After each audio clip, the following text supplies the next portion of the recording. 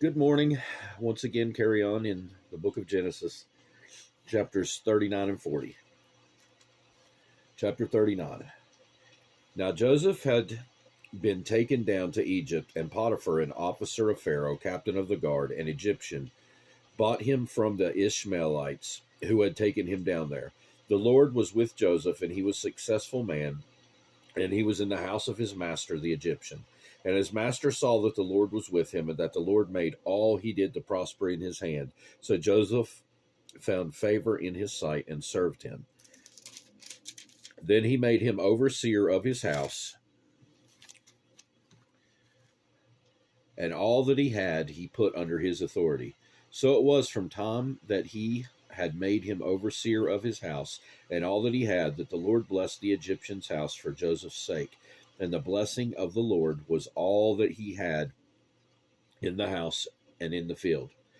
Thus he left all that he had in Joseph's hands, and he did not know what he had except for the bread which he ate. Now Joseph was handsome in form and appearance, and it came to pass that after these things, that his master's wife cast longing eyes on Joseph, and she said, "Lie with me." But he refused and said to his master's wife, "Look, my master does not know what is with me in the house, and he has committed all that he has to my hand. There is no one greater in this house than I, nor has he kept back anything from me but you, because you are his wife. How then can I do this great wickedness and sin against God?" So it was as she spoke to Joseph day by day, that he did not heed her, to lie with her, or to be with her. But it happened about this time, when Joseph went into the house to do his work, and none of the men of the house was inside, that she caught him by his garment, saying, "Lie with me." But he left his garment in her hand, and fled and ran outside. And so it was, when she saw that he had left his garment in her hand and fled outside, that she called to the men of her house and spoke to them, saying, "See, he has brought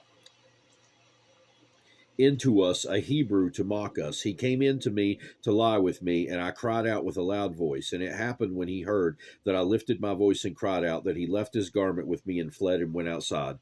So she kept his garment with her until his master came home. Then she spoke to him with words like these, saying, "The Hebrew servant whom you brought to us came in to me to mock me. So it happened, as I lifted my voice and cried out, that he left his garment with me and fled outside." So it was, when his master heard the words which his wife spoke to him, saying, "Your servant did to me after this manner," that his anger was aroused. Then Joseph's master took him and put him into the prison, a place where the king's prisoners were confined, and he was there in prison. But the Lord was with Joseph, and showed him mercy, and he gave him favor in the sight of the keeper of the prison. And the keeper of the prison committed to Joseph's hand all that the prisoners all the prisoners who were in the prison. Whatever they did there, it was his doing. The keeper of the prison did not look into anything that was under Joseph's authority, because the Lord was with him, and whatever he did, the Lord made it prosper. It came to pass after these things, that the butler and the baker of the king of Egypt, let me start this over again. We're now at chapter 40. Got a little ahead of myself there. Chapter 40. It came to pass after these things, that the butler and the baker of the king of Egypt offended their lord, the king of Egypt.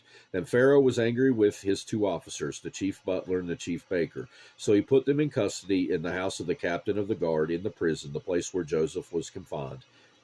And the captain of the guard charged Joseph with them, and he served them. So they were in custody for a while. Then the butler and the baker of the king of Egypt, who were confined in the prison, had a dream, both of them, each man's dream in one night, and each man's dream with his own interpretation. And Joseph came in to them in the morning, and looked at them, and saw that they were sad. So he asked Pharaoh's officers who were with him in custody of his lord's house, saying, "Why do you look so sad today?"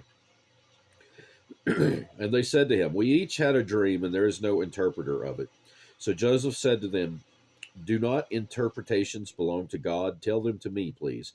Then the chief butler told his dream to Joseph, and said to him, "Behold, in my dream a vine was before me, and in the vine were three branches. It was as though it budded. Its blossoms shot forth, and its clusters brought forth ripe grapes. Then Pharaoh's cup was in my hand, and I took the grapes and pressed them into Pharaoh's cup, and placed the cup in Pharaoh's hand." And Joseph said to him, "This is the interpretation of it. The three branches are 3 days. Now within 3 days Pharaoh will lift up your head and restore you to your place, and you will put Pharaoh's cup in his hand, according to the former manner when you were his butler. But remember me when it is well with you, and please show kindness to me. Make mention of me to Pharaoh, and get me out of this house. For indeed I was stolen away from the land of the Hebrews, and also I have done nothing here that they should put me into the dungeon.